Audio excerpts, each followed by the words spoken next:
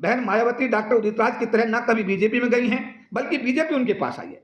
न कभी कांग्रेस में गई हैं, बल्कि कांग्रेस ही बहन जी के पास का अनुयायी कहते हैं। सार्वजनिक मंचों पर महाभारत कृष्ण और अर्जुन का अनुयायी बताते हैं और महाभारत के अनुसार लोगों को बहन मायावती जी का गला दबाने के लिए उकसाते हैं। डॉक्टर उदित राज कभी बीजेपी में जाते हैं तो कभी कांग्रेस में जाते हैं, कभी इंडियन जस्टिस पार्टी बनाते हैं, कभी अंबेडकर भवन नई दिल्ली पर बौद्ध धर्म स्वीकार करने का नाटक करते हैं और उसके बाद मंदिर में जाकर हिंदू बनकर हमारे महासंघ परिसंघ में आकर हमारे महासंघ परिसंघ के कर्मचारियों के संगठन में आ जाते हैं और कभी अपना नाम रामराज से उदित राज बयान दिया कि अगर मायावती जी हमारे साथ गठबंधन में होती तो बीजेपी की सरकार नहीं बनती। क्या ये राहुल गांधी जी का बयान डॉक्टर उदित राज के बयान का समर्थन करता है? लेकिन जो सम्मान बाबा साहब अंबेडकर का इस देश में है और जो मान्यवर काशीराम जी का है, उससे कम सम्मान समाज में बहन मायावती जी का भी नहीं है। वो भी अपने आप में समाज बहन जी ने जो सामाजिक आंदोलन है उसका गला घोटा है। आज समय आ गया है कि बहन जी का गला घोट दिया जाए। ये सीधे सीधे गैर कानूनन है और इस गैर कानूनी मानते हुए मैं भारत देश के जो हमारे मंत्री हैं माननीय अमित शाह जी, उनसे अनुरोध करूंगा कि इनके खिलाफ एक FIR होनी चाहिए और एक मुकदमा दर्ज होना चाहिए, क्योंकि ये मारने की धमकी देने की महासंघ का परिषद का नाम लेकर के उसने और भी बहुत सारी बातें कही हैं जिनका हम आपके यहाँ पर खंडन करना चाहेंगे। उदित राज ने कहा कि डॉक्टर बी आर अम्बेडकर को संविधान सभा के सदस्य के रूप में कांग्रेस लाई, ऐसा नहीं है। डॉक्टर बी आर अम्बेडकर को संविधान सभा के सदस्य के रूप में बंबई प्रांतीय विधानसभा में कांग्रेस ने हराया।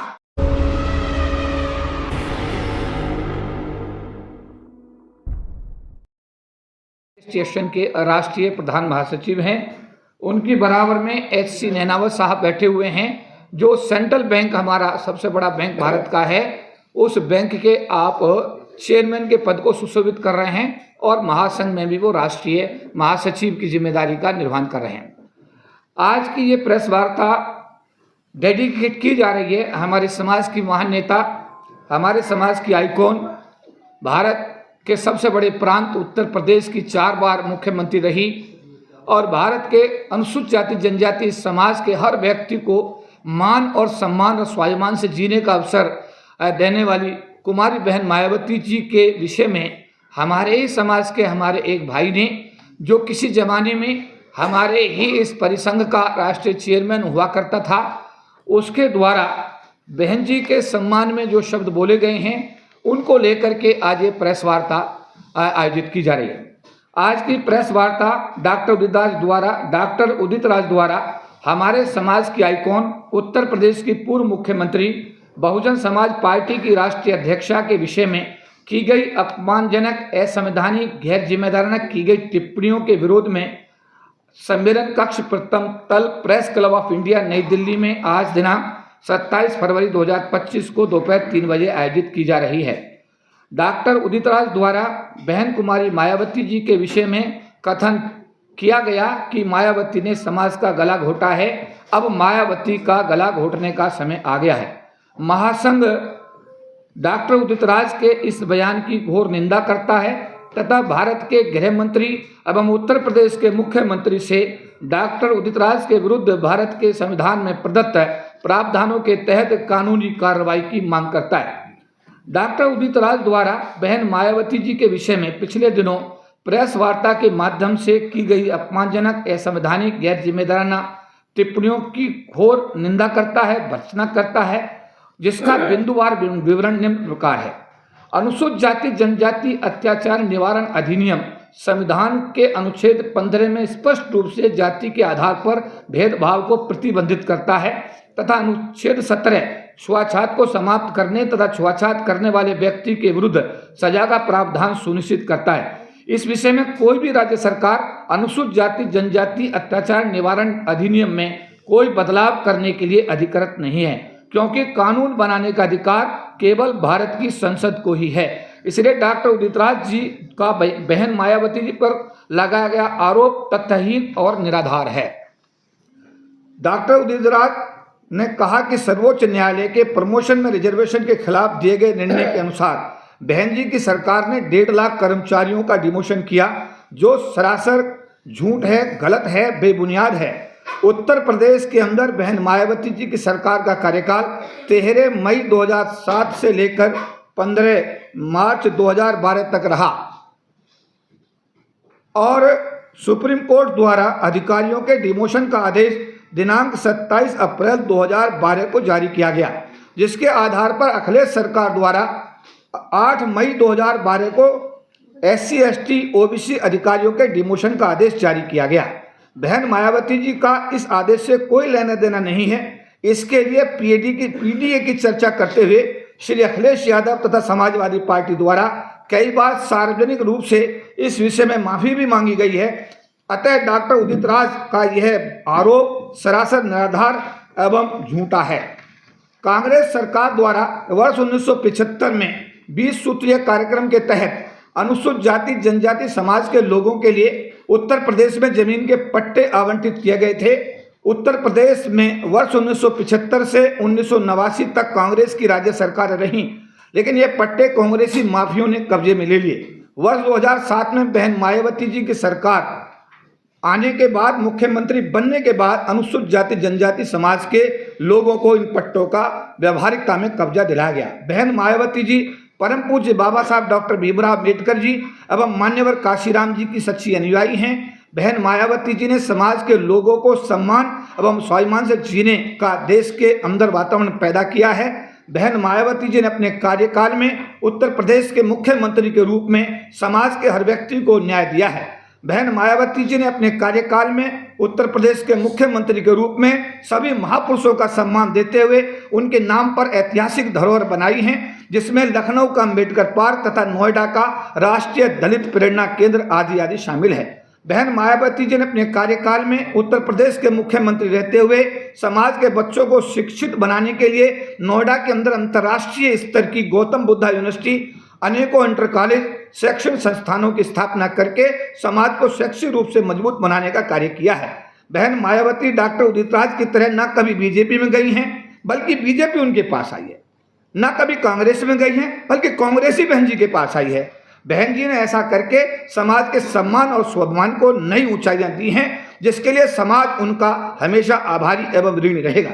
रामराज से उदित राज बनने की यह यात्रा अनेकों विरोधाभासों से और विचारों से भरी पड़ी है।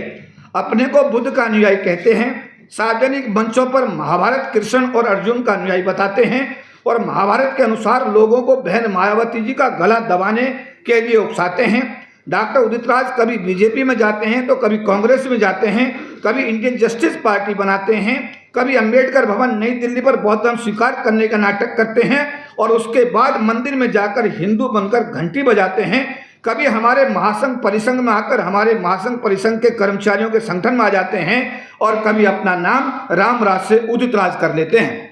परिसंघ द्वारा वित्तीय आरोपों के चलते डॉक्टर उदित राज को परिसंघ के चेयरमैन से लीगल नोटिस देकर, होटल कनॉट प्लेस नई दिल्ली में प्रेस वार्ता करके तथा मावलंकर ऑडिटोरियम में परिसंघ की आम सभा बुलाकर वर्ष 2000 में परिसंघ के चेयरमैन के पद से हटाकर परिसंघ से हमेशा के लिए निकाल दिया गया है।